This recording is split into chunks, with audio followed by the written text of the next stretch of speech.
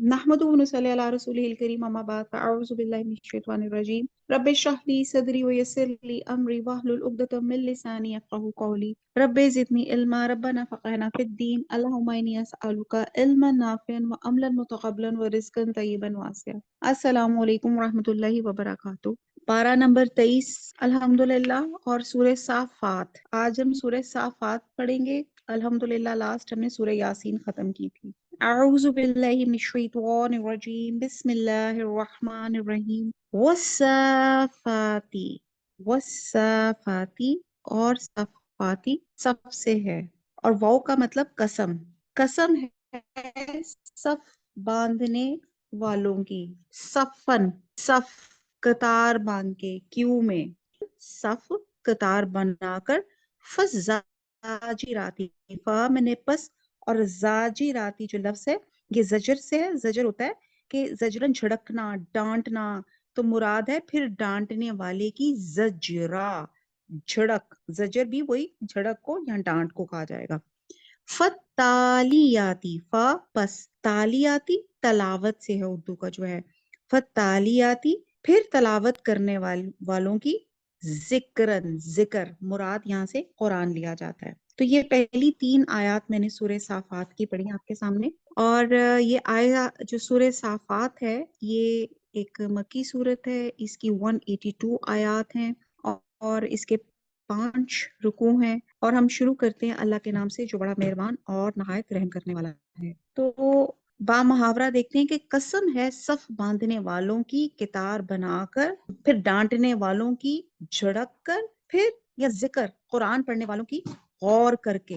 अब यहाँ पे आयत नंबर 1 से 3 के बारे में स्कॉलर्स कहते हैं कि ये इन 3 ग्रोहों से मुराद फरिश्ते हैं। यानी कि जो 3 आयत बताएंगी इसमें 3 क्वालिटीज 3 कैटेगरीज के फरिश्ते बयान किए गए हैं। जैसे पहले में क्या किया गया कि तमाम इशारे तमाम फरिश्ते जो निज़ाम कायनात की तदबीर कर रहे हैं वो अल्लाह ताला के बंदे हैं, गुलाम हैं और उसकी अताअत के लिए सफ बस्ता हैं और उसके अहकाम की तामील के लिए हर वक्त मुस्तैद हैं। ये जो पहली सिर्फ फरिश्तों की यहाँ बयान की जा रही है कि हजरत जाबिर रज़ी अल्लाह ताला अन्हु से मरवी है कि वो कहते हैं कि रसूल सल्लल्लाहु अलैहि वसल्लम ने फरमाया कि तुम लोग इस तरह सफ बांधा करो जिस तरह फरिश्ते बारगाहे इलाही में सफ बस्ता रहते हैं। तुम लोग सबसे पहले अगली सफ पूरी किया करो और सफ में खूब मिलकर खड़े हुआ करो। ये मुस्लिम की हदीस का मफहूम है। तो पहली आयत में उन फरिश्तों का जिक्र है जो अल्लाह के काम के मुंतजर हैं, उसके दरबार में हर वक्त अलर्ट होके खड़े हुए हैं और यही इनकी इबादत है कि उधर अल्लाह का हुक्म है और फौरन उसको बजा लाए। फ्रैक्शन ऑफ सेकंड की भी वो उसमें डिले ना हो। तो और फिर इसके साथ जो दूसरी आयत है उसमें फरिश्तों की जो दूसरी कैटेगरी है डांटने वालों की झड़क की में दूसरी आयत में उन फरिश्तों का जिक्र है जो तदबीर अमूर कायनात पे मामूर हैं और डांट डपट इसलिए करते हैं कि जल्दी जल्दी अल्लाह का हुक्म बजा लाएं। और डांटने डपटने से ये मुराद भी ली जा सकती है कि मुजरमों को और नाफरमानों पे लानत और फटकार करते हैं। और इंसानों पे एक तो ये बात होगी और दूसरा ये कि जो इंसानों पे जो अजाब या हाथ से आते हैं ये इन्हीं के वास्ते आते हैं। तो ये दूसरी कैटेगरी आ गई। और ये फरिश्तों का एक ग्रोह है जो मुजरमों और नाफरमानों को डांटता फटकारता रहता है।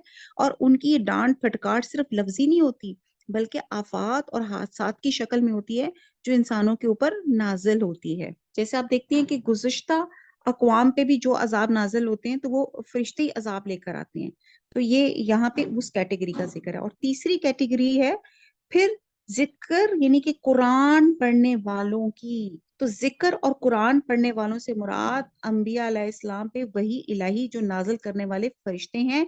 ये वो फरिश्ते हैं जो नेक इंसानों पे इल्हामात भी करते हैं। तो जो तीसरी किस्म यहाँ पे बयान की जा रही है वो फरिश्ते हैं जो खुद भी अल्लाह के जिक्र में मशगूल रहते हैं और इंसान की रूहानी गजा या हदायत का वास्ता भी बनते हैं। और फिर ये पैगंबरों पे अल्लाह का हुक्म भी लाते हैं। और तीसरा इनका पॉइंट ये होता है कि नेक लोगों के दिलों में अलका और अलहाम करते हैं। तो यहाँ पे 3 फरिश्तों की खुसूसियत सूरह साफात की शुरू में बताई गई। अगली चौथी आयत पे जाते इन्ना बेशक इलाहाकुम इलाहकुम तुम्हारा माबूद, ला वाहिद, ला वाहिद अलबत्ता एक ही है। पांचवी को भी साथ पढ़ लेते हैं। बा मुहावरा देखते हैं कि गौर करो कि तुम्हारा माबूद एक ही है। नंबर पांचवी आयत, रब्बुस समावाती, रब है आसमानों का, वल अर्दी और जमीन का, वमा और जो, बैनहुमा और इन दोनों के बैन दरमियान में है, वो रब्बुल मशारिक और रब मशरकों का। बा मुहावरा देखते हैं आयत नंबर 5 को, जो आसमानों और जमीन और जो चीजें इनमें है सबका मालिक है, और सूरज के तुलू होने का मकामात का भी मालिक है, मशारिक। तो आयत नंबर 4 और 5 में फरिश्तों की कसम खाकर अल्लाह ताला ये हकीकत बयान कर रहे हैं कि कायनात का निजाम अल्लाह की बंदगी में चल रहा है, इसलिए इंसानों का माबूद सिर्फ एक ही वाहिद अल्लाह सुब्हाना ताला है, और वो ही हाकिम है, वो ही फरमा रवा है, वो ही खालिक है, वो ही मालिक है, वो ही रब है, वो ही राजिक है, और अल्लाह ही सुब्हाना ताला का इक्तदार है, और नफा नुकसान भी अल्लाह ही के हाथ में है, किस्मत भी अल्लाह बनाता है, बिगाड़ना भी सब उसकी किताब में दर्ज है, और इसीलिए अक्ल का तकाजा है कि इबादत भी उसकी की जाए जो तमाम अख्तियारात का मालिक है। जो बेख्तियार है उसकी इबादत करना बेवकूफ़ी है, और इसकी मिसाल ऐसे जैसे कोई शख्स किसी हाकिम के पास दरख्वास्त लेके जाए, और हाकिम जो है दरख्वास्त पेश करने की बजाय वहां के जो दरबार में और लोग खड़े में उनके सामने हाथ जोड़ के खड़ा हो जाए। तो अल्लाह ताला किस कदर खूबसूरत दलीलों से बता रहे हैं कि अल्लाह के इतना चीजें अल्लाह ताला बयान करके, फरिश्तों की क्वालिटीज बयान करके कसम खा के कि ये क्या है कि इन्ना बेशक तुम्हारा मबूद एक ही है।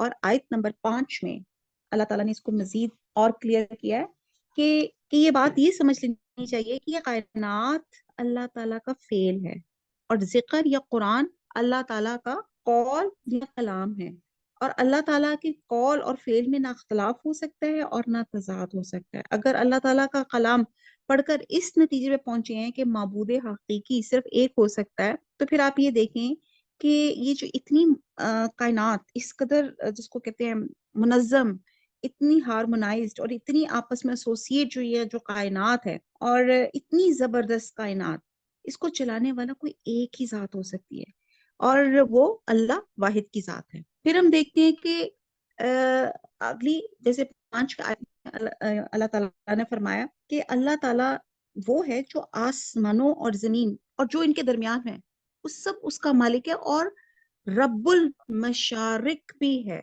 अब मशारिक से मुराद बेशुमार मशरिक है। अब आप देखें कि सूरज हमेशा ऐन मशरकी सम से ही तलू नहीं होता, बल्कि गर्मियों में इसका मशरिक शुमाल की तरफ से रखा जाता है, और सर्दियों में जुनूब की तरफ। और सूरज के मशरिक का जाविया हर रोज जो होता है जुदा गाना होता है। इस लिहाज से सूरज के साल भर में 365 मशरिक हुए, और फिर इस कायनात में सिर्फ सूरज ही गर्दिश नहीं कर रहा, बल्कि आप देखते हैं हजारों ट्रिलियन सितारे भी जो हैं वो भी मूव कर रहे हैं, और उनके भी अपने मशरिक या तुलू होने के मकामात हैं। और अलावा अजी इन मशरकों में भी सूरज के मशरकों की तरह तब्दीली होती रहती है। तो इस लिहाज से मशरकों की तादाद हमारे हिसाब से बाहर हो जाती है।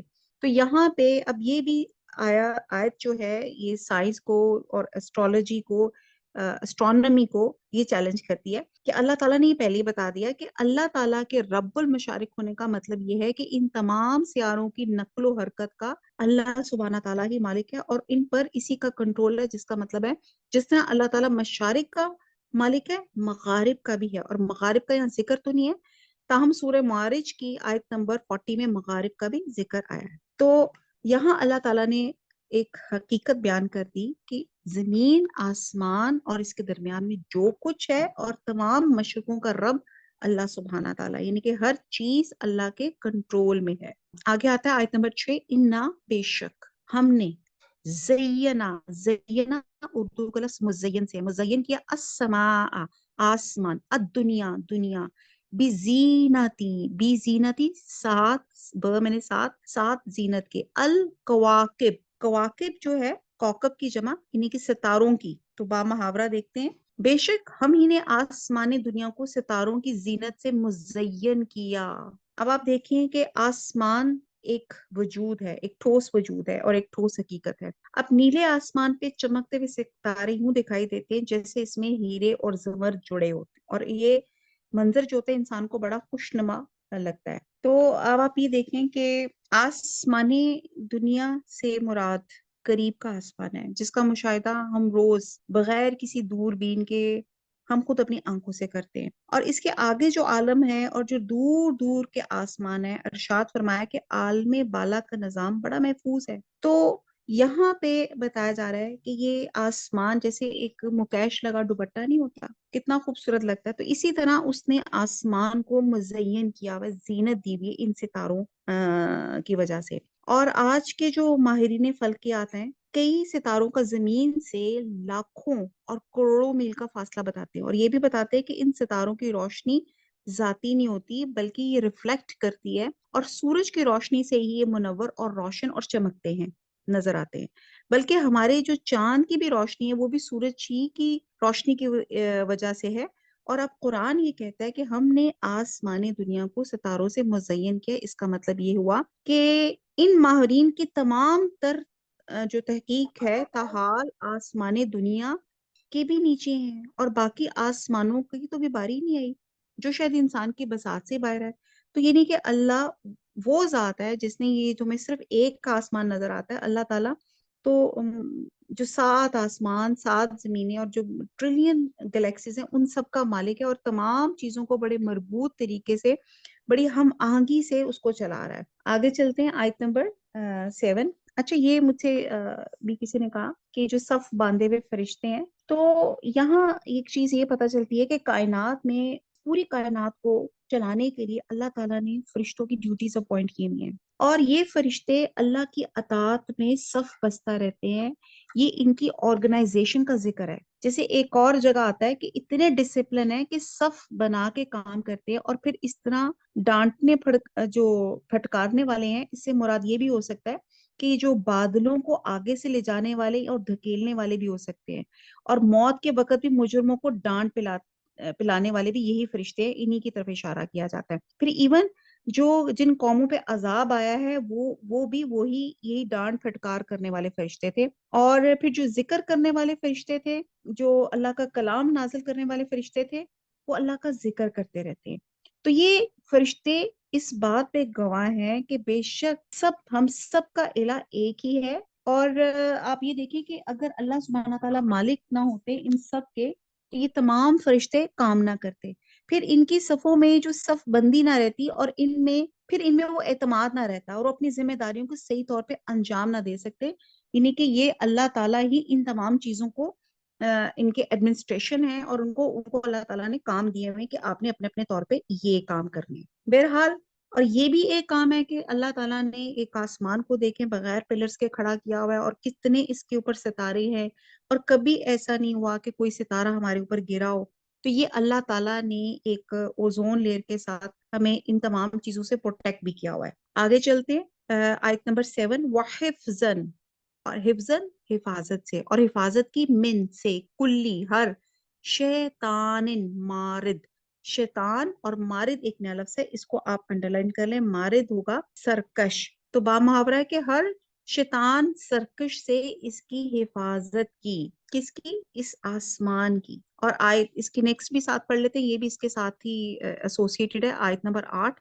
لا، نہیں، یسمعون اردو کا لفظ ہے سماعت سے، کہ نہیں سماعت کرتے، نہیں کان لگا سکتے، الا طرف، الملائی، الملائی مجلس، الاعلی اوپر کی، یعنی کہ اوپر کے سرداروں کی مجلس، و یقذفون، یقذفون، اب یہ اس کو بھی آپ انڈر لائن پیش کر لیں، اور پھینکے جاتے ہیں، حالانکہ یہ پہلے بھی ورڈ آ چکا ہے، قذف سے ہے کہ پھینک کر مارے جاتے ہیں، وہ یقذفون، اور پھینکے جاتے ہیں، من کلی سے، ہر جانب، اردو میں بھی جانب، تو با محاورہ ہو گیا 8 کا، کہ اوپر کی مجلس کی طرف کان نہ لگا سکیں، اور ہر طرف سے ان پر انگارے پھینکے جاتے ہیں۔ اب دور نبوی صلی اللہ علیہ وسلم میں عرب میں کہانت کا بڑا چرچا تھا، काहनों को माशरे में एक बड़ा मोअज़्ज़ज़ मुकाम हासिल था और उनके मुतालिक मशहूर था कि जिन और शैतान काहनों के कब्जे में होते हैं और इन्हें गैब की खबरें देते हैं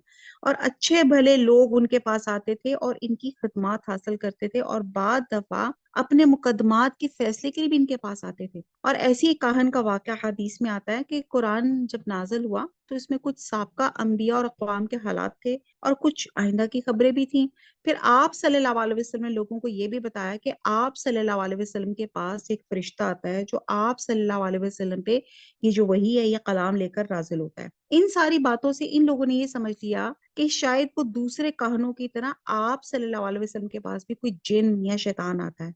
चुनाचे एक दफा जब आप बीमार हुए और 2-3 रातें तहज्जुद की नमाज के लिए उठ ना सके तो अबू लहब की बीवी ने आप सल्लल्लाहु अलैहि वसल्लम के पास आके कहने लगी, मैं समझती हूँ कि तेरे शैतान ने तुझे छोड़ दिया है। ये भी बुखारी की ऑथेंटिक हदीस में का मफहूम है। और इसी वजह से लोग आप सल्लल्लाहु अलैहि वसल्लम को काहन ही समझने लग गए थे। और इसीलिए यहाँ पे एक शहाबे साकिब का यहाँ पे जिक्र है कि आयत नंबर 9 भी साथ 9 और 10 भी साथ पढ़ लेते हैं ताकि हमें ये कंसेप्ट क्लियर हो जाए। आयत नंबर 9 में है दहूरन, दहूरन भगाना, हाँकना, धत्कारना, ये तमाम मीनिंग्स में आ जाता है दहूरन।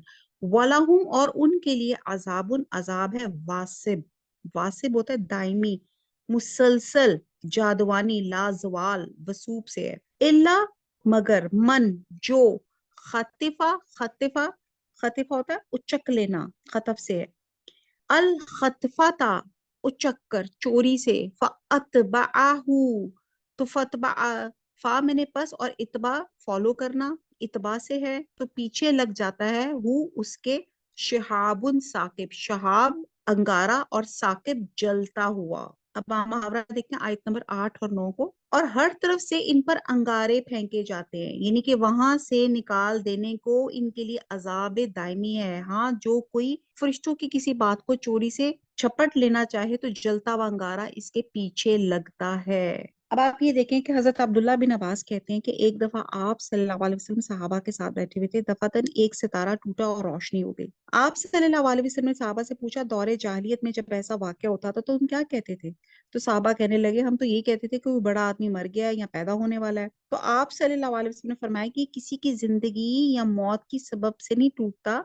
हमारा परवरदिगार जब किसी काम का फैसला करते हैं तो हामलाने अर्श तस्बीह करते हैं, फिर आसमान वाले फरिश्ते जो इनके करीब होते हैं फिर इनसे करीब वाले तस्बीह करते हैं, हत्ता कि सुभान अल्लाह की आवाज 7वें आसमान तक पहुंच जाती है। और फिर छठे आसमान वाले 7वें आसमान से पूछते हैं कि तुम्हारे परवरदिगार ने क्या फरमाया, वो इन्हें खबर देते हैं। और इसी तरह नीचे आसमान वाले ऊपर के आसमान वाले से पूछते जाते हैं, यहाँ तक कि खबर दुनिया के आसमान तक पहुंचती है। और शैतान यहाँ पे उचक कर सुनना चाहता है तो उन उसको मार पड़ती है। और जो कुछ बात लाके वो अपने कानों को सुनाना चाहता है वो खबर तो सच जो भी होती है उसमें कुछ एडिशन और सब्ट्रैक्शन कर देते हैं। तो ये तिरमिजी की हदीस का एक मफहूम है। अब हम देखते हैं कि जो सूरह हिजर है उसमें भी अ, आयत नंबर 8 में शहाबे साकिब का हमने बहुत डिटेल से जिक्र किया था, उसको हम थोड़ा सा रिवाइव कर लेते हैं कि शहाबे साकिब क्या चीज है। अच्छा जी, रात के वक्त जो आसमानों को जीनत बख्शते हैं उनको हम सितारे कहते हैं। ठीक है जी। तो हजरत अबू हुरैरा कहते हैं, जैसे मैंने अभी इसका मफहूम बताया, इसको और क्लियर का बयान करते हैं हदीस के थ्रू। आप सल्लल्लाहु अलैहि वसल्लम ने फरमाया कि अल्लाह ताला तमाम आसमान में जब किसी काम का फैसला करते हैं, आपको पता है इस वक्त जो बैते मामूर है, बैते मामूर खाना काबा से जरा ऊपर एक आसमान पे जगह है, उसमें 70,000 फरिश्ते जो हैं तवाफ करते हैं और दूसरी दफा कभी इनकी बारी नहीं आई। तो आप अंदाजा लगाएं कि इस कायनात में किस कदर फरिश्ते हैं जो अल्लाह का निजाम को संभाल रहे हैं। तो अल्लाह ताला तमाम आसमान पे जब किसी हुक्म का फैसला करते हैं तो फरिश्ते इसका हुक्म बजा लेने के लिए नहायत आजिज़ी से अपने पर फड़फड़ाते हैं और ऐसी आवाज पैदा होती है जैसे किसी साफ पत्थर पे जंजीर मारी जा रही हो। और इसी तरह अल्लाह ताला फरिश्तों तक अपना पैगाम पहुंचा देते हैं। फिर जब इनके दिलों से घबराहट दूर होती है तो दूर वाले फरिश्ते नजदीक वालों से पूछते हैं, अल्लाह ताला ने क्या इरशाद फरमाया? और वो कहते हैं, जो फरमाया बजा इरशाद फरमाया। फरिश्तों की बातें चोरी छुपे से सुनने वाले شیطان سن لیتے ہیں اور اوپر تلے رہ کر وہاں تک جاتے ہیں۔ پھر کبھی ایسا ہوتا ہے کہ فرشتے اس بات کو سننے والے شیطان پہ آگ کا شعلہ پھینکتے ہیں جو اسے نیچے والے شیطان کو بات پہنچانے سے پہلے جلا ڈالتا ہے، اور کبھی یہ شعلہ اسے بات پہنچانے کے بعد پہنچتا ہے تو اوپر والا شیطان نچلے کو بات پہنچانے میں کامیاب ہو جاتا ہے، اور اس طرح وہ بات زمین تک آ پہنچتی ہے، اور پھر وہ بات ساحر یعنی کہ کاہن یا نجومی کے منہ پہ جاری ہو جاتی ہے، اور اس میں وہ سو جھوٹ ملا کے لوگوں سے بیان کرتا ہے۔ پھر اگر اس میں سے کوئی بات سچی نکل آئے تو پھر لوگ کہتے ہیں لو جی فلاں جو فورکاسٹ کرنے والا تھا، نجومی نے ہمیں بڑی اچھی خبر دی، وہ اس نے کہا تھا ایسا وقت ایسا ہوگا۔ تو یہ وہ بات ہوتی ہے وہ جو آسمان سے چرائی گئی ہوتی ہے۔ تو اور شہاب ثاقب جس کے معنی ہے چھید کر جانے والا چمکدار شعلہ، اور رات کو بسا اوقات ایسے شعلہ دار ستارے نظر آتے ہیں جنہیں ہم اپنی زبان میں ٹوٹنے والے تارے کہتے ہیں۔ ہمیں ایک شعلہ تیزی سے فضا میں سفر کرتا ہوا نظر آتا ہے، پھر اچانک بجھ جاتا ہے۔ ممکن ہے یہ شیطان اس کو جلا کر بھسم کر دینے والے وہی ستارے ہیں جنہیں آج کل کے اسٹرالوجی کے علم میں شہاب ثاقب کہا جاتا ہے، جو کثیر تعداد میں فضا میں پیدا ہوتی ہیں اور ان کا کثیر حصہ فضا ہی میں گم ہو جاتا ہے، اور کبھی کبھی یہ زمین پہ گر پڑتے ہیں۔ اگر یہ سب ستارے زمین پہ گرتے تو یہ پاسبل ہی نہیں تھا کہ انسان کا اس زندگی اس دنیا میں اس کا جینا یعنی کہ اس کا جینا ہی محال کر دیتے۔ تو یہ اللہ ہی کا نظام ہے جو ہر چیز کو اپنے کنٹرول میں رکھے ہوئے ہے، اور بہرحال یہ اس کی شہاب ثاقب کی ہے کہ اللہ تعالیٰ جب آسمان دنیا پہ جب کوئی حکم کوئی فیصلہ ایڈمنسٹریشن کے پوائنٹ آف ویو سے کہتے ہیں تو فرشتے پراپر میٹنگ ہوتی ہے، اور وہ اب اللہ کا میسج آپس میں جب کنوے کر رہے ہوتے ہیں تو تب شیطان کی کوشش ہوتی ہے کہ میں آسمان پہ جا کے کوئی نہ بات سنگن کر سکوں، اور اس کی ایک لمٹ ہوتی ہے آسمان تک جانے کی، اور جب وہ اس لمٹ سے کراس کرتا ہے تو پھر اس کو جو فرشتے ہیں اس کو اوپر جس کو کہتے ہیں نا اس کو اوپر اس کو مار بھگاتے ہیں۔ یہاں پہ جو لفظ بڑا خوبصورت یہاں پہ لکھا ہوا ہے نا کہ یقذفون کہ وہ پھینکے جاتے ہیں من کل جانب ہر طرح سے، یعنی کہ جب وہ آیت نمبر 8 میں ہم نے پڑھا کہ اوپر کی مجلس کی طرف کان نہ لگا سکے اور ہر طرف سے ان پہ انگارے پھینکے جاتے، تو فرشتے ان پہ انگارے پھینکتے ہیں۔ اور پھر آیت نمبر 9 میں ہم نے پڑھا یعنی کہ وہاں سے نکال دینے کے لیے ان کے لیے عذاب دائمی ہے، یعنی کہ یہاں سے نکل جاؤ، اس سے زیادہ آپ لمٹ میں آسمان پہ آ نہیں سکتے۔ پھر جو کوئی بات وہ چھوڑی چھپے یعنی کہ وہ بھی اللہ کے حکم اور قدرت کے مطابق جو وہ سن لیتے ہیں، اس میں وہ 100 باتیں اور منا کے پھر یہ جو آپ کی اسٹرالوجی کا علم ہے یہ چیز آ جاتی ہے، اور پھر لوگ سوچتے ہیں کہ جی یہ دیکھیں جی کس قدر انہوں نے اچھی پروڈکشن کی ہے۔ تو یہ تمام کام جو ہوتے ہیں کہتے ہیں کہ عالم بالا کا نظام بڑا محفوظ ہے، وہاں پہ کوئی سرکش شیطان کی رسائی ہو ہی نہیں سکتی، اور وہ فرشتوں کی باتیں سن ہی نہیں سکتے، اور اگر کسی شیطان کے کان میں کوئی ذرا سی بھنک بھی پڑ جائے تو قبل اس کے اس کو لے کے نہ ہے۔ چلیے آگے پڑھتے ہیں ہم آیت نمبر 11 فَاسْتَفْتِهِمْ۔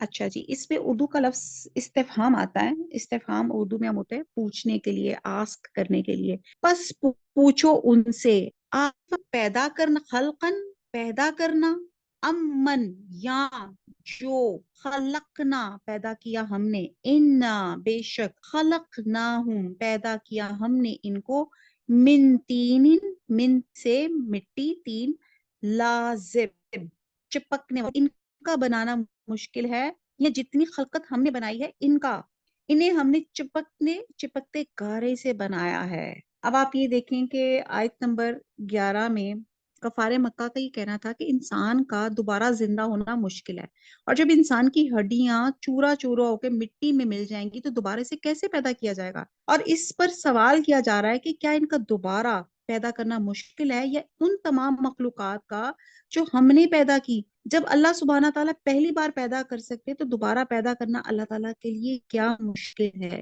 تو یہاں پہ اسی چیز کو اللہ یہاں بیان کر رہے ہیں کہ مٹی کو جن 7 مختلف حالتوں سے گزار کر انسان کو پیدا کیا گیا ہے، اس کی تھوڑی سی تفصیل ہم یہاں پہ دیکھ لیتے ہیں۔ اس میں پہلے آتی ہے تراب، یعنی کہ جو اللہ تعالیٰ نے جو مٹی کی 7 پوزیشننگز ہیں اس کی، وہ اس کو کہتے ہیں خشک مٹی، پھر کہتے ہیں ارض یعنی کہ عام مٹی، زمین کی مٹی، پھر ایک تیسری مٹی ہے اس کو کہتے ہیں تین یعنی کہ گیلی مٹی یا گارا جس کو آپ کہتے ہیں، پھر چوتھا آپ کی آ جاتی 3 لازب یہ جو یہاں پہ اس آیت میں استعمال ہوا ہے، یعنی کہ لیسدار، چپکدار، جس کو کہتے ہیں نا چپکنے والی مٹی. پھر ہمائن مسنون، یعنی کہ بدبودار کیچڑ.